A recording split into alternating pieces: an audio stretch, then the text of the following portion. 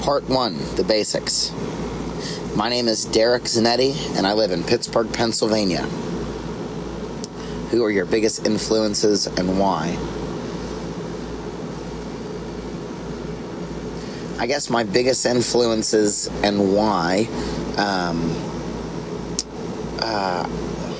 I guess I would just have to say, like, my friends are probably my biggest influence. My friends and my family, like the people who influence me the most, and the decisions that I make, and the way that I do the things that I do, and have the feelings that I feel, are probably the people that I hang out with the most. They probably influence the trajectory of how you turn out, I guess. So I guess if I were to say anybody who's influenced me the most, my friends and my family, just because I'm around them the most. Which new artists move you the most and why? New artists. I guess it's difficult to say what new is because music has been around for so long. I mean, in comparison to like Beethoven and Bach and Chopin, the Beatles are kind of a new band. So I don't know as far as new bands. There's a band that I really like from Arizona. They're called Roar. I like that band pretty good. I think their lyrics are really smart and fun, and their arrangements to their songs, I think, are creative and inventive and unusual, but harmonious and nice to hear. So I would probably say that band. I have a couple of their albums, and I look forward to hearing more of their music. Also, Chad Van Galen too. He's not new. He's been around the block a couple of times, but I think all his content that he continues to put out is just remarkable. I think he's a miracle worker, and I look forward to seeing all of his new developments. CD, vinyl, digital, or cassette, or why? Cassette. I like how compact they are. I like that it is an analog version of music. I like how inexpensive they are. And I love the way that they look on a wall. If you have like a cassette wall holder. I really do like those. And by the way, if anybody is holding on to any Adden stacks in their house and they want to go ahead and just get rid of them, the wall-mounted Adden stacks, holler at your boy. I will take them from you. I'd love it if you just gave them to me as a charitable gift. What is your favorite album? Choose only one.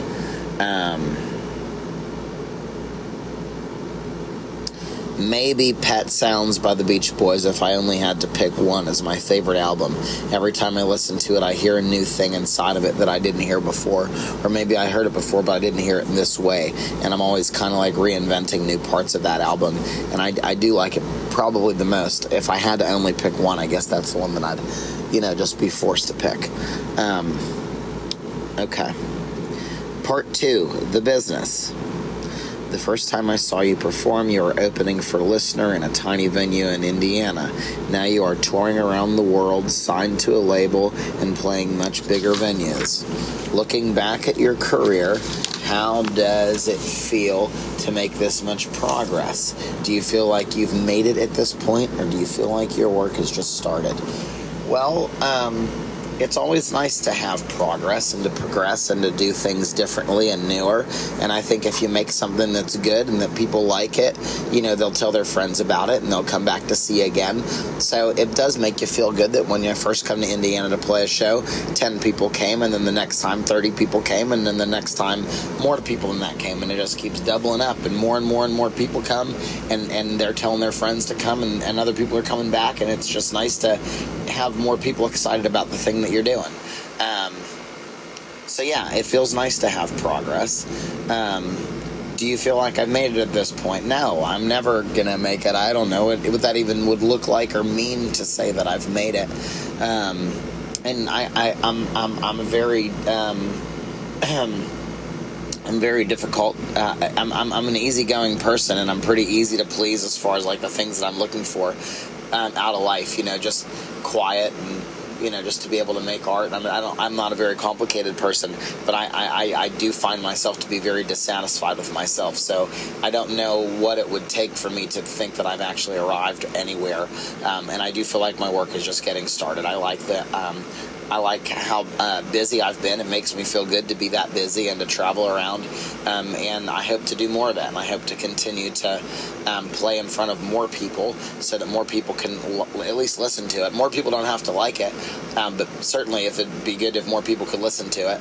I even had a guy last night at the table come up to me and he put his finger right in my chest and says, "Hey man, I don't like you very much. I don't think you're very good, and I think your songs are lousy, and I think you should, don't quit your day job." And I was just like, that's the fucking best. Thank you so much for saying it. And I'm not saying that in a weird like nana type of a way or whatever, but like it takes a lot of scratch to go up to somebody that you disagree with and just say, "Hey man, I don't like it," even though I think that guy might have tried to bully me or whatever, and then I went to go shake his hand and he wasn't interested. But yeah, that's the best, to still feel it. The guy, this person had enough scratch inside of him to come over here and let me know that he didn't like me and he didn't want to be my friend. Maybe I'm doing, I don't know, maybe, yeah, that's how punk is supposed to work, I guess. Not everyone's supposed to like it. How does the current political climate make you feel? Lousy and lonely and afraid. How do you feel about our president? Not very good. I don't think he's doing a very good job at being our president. I don't think he's teaching people the benefits of being kind and being patient and being humble and being generous. I think he's creating a very poor view of what it's like to be an American. And not that I'm a very patriotic person, because I'm not, but the view that people have of us now in other countries is very off to what I know most Americans are capable of. I don't think that most of Americans are racist and sexist and homophobic. I do think that those people exist, but now the whole world thinks that we're just a bunch of little Donald Trumps, and I know that not everybody thinks that about America, like that all Americans are like that, but the America that people once thought existed as this wonderful land of opportunity and where everybody has the same exact chance to, make it and just work really hard and you can get ahead. People around the world are realizing that was a very false narrative that they were told, and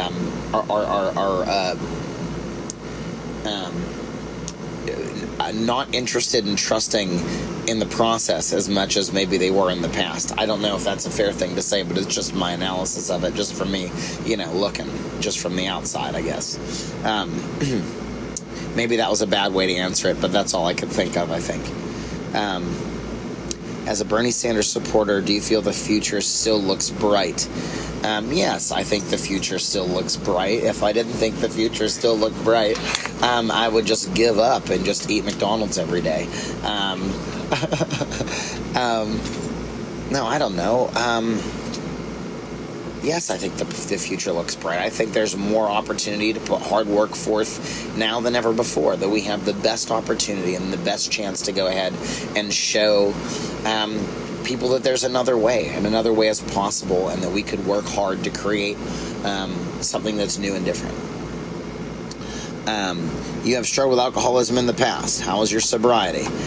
I am still practicing abstinence in regards to alcohol consumption. I haven't had a drink of alcohol now for 2 years and 6 months, and it's been great. It's the best decision I think I've ever made. To abstain from having alcohol. It never made me a better person or a smarter person or a more articulate person. It never increased my opportunity or did anything other than, I wake up in the morning with a splitting headache with no money in my pocket, and all the good memories that I allegedly have I can't even fucking remember. So, alcohol never did me any favors. It made it more difficult for me to be honest. It made it more difficult for me to be my true self. I thought that maybe I had to pretend to be something other than what I was, and alcohol was a good conduit for me to hide. And now that I don't have it, I feel way more like myself and the person that I've always, hoped that I could be, and that makes me feel pretty good. Part 3, the music. Which album was your favorite to record? Normal, I would say, because it was the closest thing to the way I can hear it inside of my mind. I'm not like a trained musician or anything like that. I can play you a C on the guitar, I can play you a G on the guitar, and I can figure out how to play like a slow enough solo that's not very complicated. I've muddled through most of it, and now just learning to actually make the sounds that I can hear inside my head, and learning how to make those noises, and learning how to write those parts. That was the best. So I would say that Normal was the best record that my favorite to record, for sure. Throughout your career, you've had close relationships with Listener. Are you still close with Dan Smith? Whatever happened to Kristen Nelson? Any plans to tour with them in the future? Yes, I have been close with the band Listener. I would wager to say that they're the band that I've probably toured with the most out of any band ever. Dan and I are still very, very close. We're good pals. We talk probably once a week, or at least once every other week, via a text message or an email or a call. But we always have very pleasant things to say, and I love Dan. He sang at my wedding, and when I went to his mother's house, and we hand washed the aluminum siding on her house. We're just the best of pals, and I do hope that we'll be playing shows in the future. I would almost guarantee it, but I don't want to go ahead. I don't want to go ahead and just say it without that being true. What happened to Kristen Nelson? Kristen Nelson's in Nevada still. He's doing great. He has a studio. He's writing music. Hopefully he's doing all the things that are making his dreams come true. I know that he doesn't tour anymore, or took a long time off of touring, but I know that he's, still writing songs, still into rock and roll music, and he's doing some space exploration from Earth. So he's just been looking up at the stars and trying to map out a plan for his life so that he can probably do the best things for the people who are around him. I know that Chris has a really great heart, and I'm sure that he's following his own passions. We're not as close as we used to be, but I think we're gonna change that. We talked just recently, just not too long ago, and just briefly, and just picked up just like we left off. Not that we left off anywhere. It's just life gets busy, and you sometimes you forget to make time for people who are important to you, and I think maybe that might have happened, and I'm glad that he and I are on a path to recover that, which makes me feel good. You've been very vocal about bands you hate in your music. What are the top 5 bands you hate the most, and why? I don't know. I don't know if that. It's probably there's so many bad ones out there. There's just a lot of things that I just don't personally like, or that I don't want to listen to. And that's not to say that music is bad. That's just bad to me. I could go ahead and say, well, I don't like AC/DC, which isn't true. I love AC/DC, but maybe I say, AC/DC sucks. And then somebody else say, well, AC/DC is my favorite band, and if you don't like that band, then we can't be friends. So I don't want to go ahead and say how much I don't like, Nickelback or Creed or, any of it. I'm just, there are probably bands that we're going to disagree about, and let's maybe just focus on agreeing about other things instead. Any upcoming projects? So many. I can't mention any of them now because they're all top secret, but they are upcoming. For sure. Part 4, the story. Try to remember where you were at in your life when the following albums were created. Try to explain to us what led to these pieces of art being created. I know this question is vague, but I want the listener to get inside of your thought process.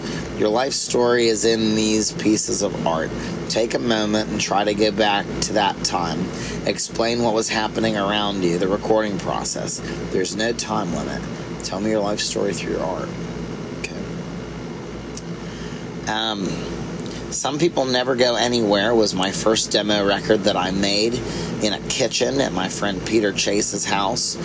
We recorded bacon frying in a skillet, and we looped that behind the record to give it a sound like it was on vinyl, because I always had a dream to put a vinyl record album out, but I never had the money to do it.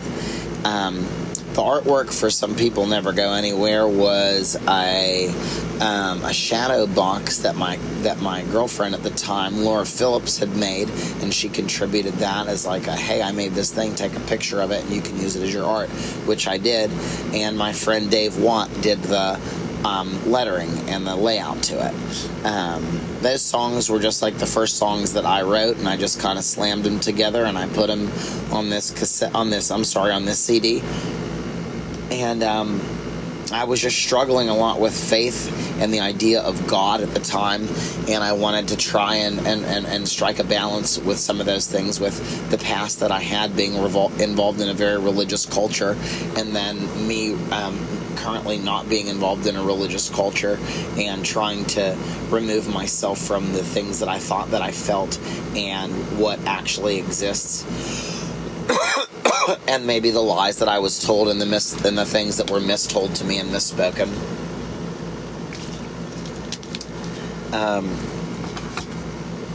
You Work So Hard Just to Be Like Everyone Else was the first vinyl demo that I ever wrote, and it was a compilation of 10 songs. That I wrote a whole pile of songs, and those are maybe the 10 best that I liked the most, and I put them on this record of just some demos that I made. My friend Chris Merlot played in a band called The Scurvies. I think still plays in that band, The Scurvies, and he lives in Nashville, Tennessee now, and he had a little teeny record label called Deluxe Records, and he asked me if we could do it, and we did it, and we even toured on that record together in the summer of 2010. I was on a 90-day tour that summer. I did 3 legs of a tour. The first leg was with Listener, the second leg was with the Scurvies, and the third leg was with Spoken Nerd. It was a 90-day tour in a van, and by the end of the tour, I was so exhausted. You could just tell. You could just tell how exhausted I was. But anyhow, yeah, those are just the 10 songs that I had written, and I kind of just put them on that demo. And that's the first demo on vinyl that I ever did. I like to demo songs and just do them like partially. That way I never had to finish anything, because I'm really good at coming up with ideas, but I'm really, really shit at like the follow through of it. So like, I like the idea of demo records because I can just vomit out all my ideas and not really have to polish anything. It's kind of lazy, but it's okay. Luxury Problems is the first full-length record that I ever did make. I made it in Pahrump, Nevada, in Chris Nelson's studio, and he produced it and wrote parts of it and recorded it. That record was commentary on American excess in like a punk rock type of a way. And kind of in reference to the life and the dreams that I wish I could that I wanted to participate in at the time, and how I was working towards maybe accomplishing some of those goals. My friend Dave Watt did the artwork on that record, and it was produced in Nevada as well. That record was released twice on vinyl. We went 2 different pressings. It was released with 500 cassette tapes and 4,000 CDs. The final couple copies of the CDs are being sold right now on this tour. So once that happens, Luxury Problem will be officially out of press and out of print. You'll never be able to get another one ever again, because the people at the pressing plant, bless their hearts, broke the plates, and the masters to that record are lost and gone forever. So sometimes you win and sometimes you learn, and you just have to try your best to just deal with the thing that you have when you have it. And that's the whole bit about Luxury Problems. I used to be so young is a record that I put out with my friends on AF Records, right in Pittsburgh, Pennsylvania. Chris Stowe, was produced by Chris Barker of Anti-Flag, and I had a bunch of my friends play on it and sing on it and participate on it. I wanted it to sound like a joyous occasion with my friends and like a loud celebration of music and instruments, and I think we were able to accomplish that in some of those songs. The songs reference back to a time of innocence and having very honest and bare feelings about overarching issues that we're not in control of, and how I sometimes as an adult feel the way a child feels when they feel like helpless and unsure if the things around them are safe. I wanted to address some of those things, and I think that I did it. That was the first time wherever I first started to do like mostly club touring on that record. I had some friends, they were strangers at the time, who asked me to go out on tour with them because they liked the record, and I had a great opportunity to travel around the whole world, in fact, playing that record, and made a whole bunch of friends, and was able to cultivate a community of people around that record, and that was super awesome that happened. Normal is my most recent record that I made, and I also made that at AF Records with Chris Number 2, and I wrote the title track, Normal, with my friend Mike Miller in Johnstown in his garage, and my friend Frank Iero and Frank Turner are on this record as well, and we put our minds together, all of us, and we, wanted to be a part of a punk rock record that was for the people that, Sometimes you just feel weird and you feel like an outsider, and I don't think that those feelings that those are just your feelings. I think that happens for a lot of folks, and I think a lot of people feel like they've been pushed out to the outside or marginalized in some way, and it's sad and it's a scary place to be. And I think I wanted to write some songs to let people know that not being normal is completely okay, that there's a lot of other people who don't feel normal and that don't feel like they're a part of it, and what our duty and responsibility is to provide care and acceptance and a welcoming spirit to those folks. So yeah, that's what Normal is about, and I've had another great opportunity to travel all over this country and other countries, playing those songs to people that want to come in and hear them, and I've done some really awesome support, and it's been super duper awesome. It's been super duper awesome to just be out there and to tour on that record, and I feel really lucky that my friends have asked me to come out and play those tunes, to support their new tour. Frank Turner especially took me out all over the UK and all over the US now, and just getting to play these songs in front of the people who like his music has just been an absolute treat. Yeah, it's been fucking rad.